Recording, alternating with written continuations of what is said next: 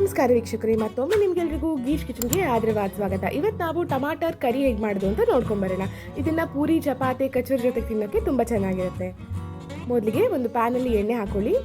ಅರ್ಧ ಚಮಚದಷ್ಟು ಸೋಂಪು, ಅರ್ಧ ಚಮಚದಷ್ಟು ಜೀರಿಗೆ, ಕಾಲು ಚಮಚದಷ್ಟು ಇಂಗಿನ ಪುಡಿ, ಸಣ್ಣದಾಗಿ ಹೆಚ್ಚಿರುವಂಥ ಹಸಿಮೆಣಸು,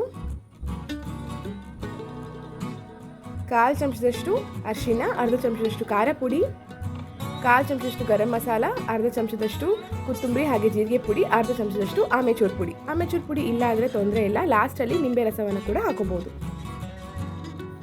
ಸಣ್ಣದಾಗಿ ಹೆಚ್ಚಿರುವಂಥ ಟೊಮ್ಯಾಟೊ 1 ಕಪ್, ಉಪ್ಪು ರುಚಿಗೆ ತಕ್ಕಷ್ಟು,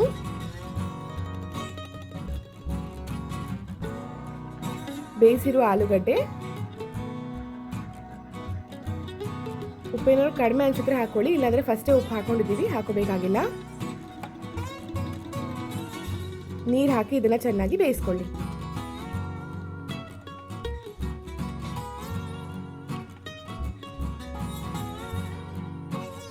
ಅರ್ಧ ಚಮಚದಷ್ಟು ಸಕ್ಕರೆ, ಕಸೂರಿ ಮೇಥಿ. ಕಸೂರಿ ಮೇಥಿ ಇಲ್ಲ ಅಂದರೆ ಸ್ಕಿಪ್ ಮಾಡ್ಕೋಬೋದು, ತೊಂದರೆ ಇಲ್ಲ. ಕೊತ್ತಂಬರಿ ಸೊಪ್ಪು.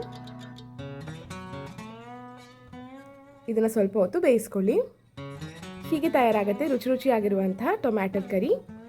ಈ ರೆಸಿಪಿ ಇಷ್ಟ ಆದರೆ ಮನೆಯಲ್ಲಿ ತಯಾರಿಸಿ ಹೇಗಾಗಿದೆ ಅಂತ ಕಮೆಂಟ್ಸ್ ಮೂಲಕ ತಿಳಿಸಿ.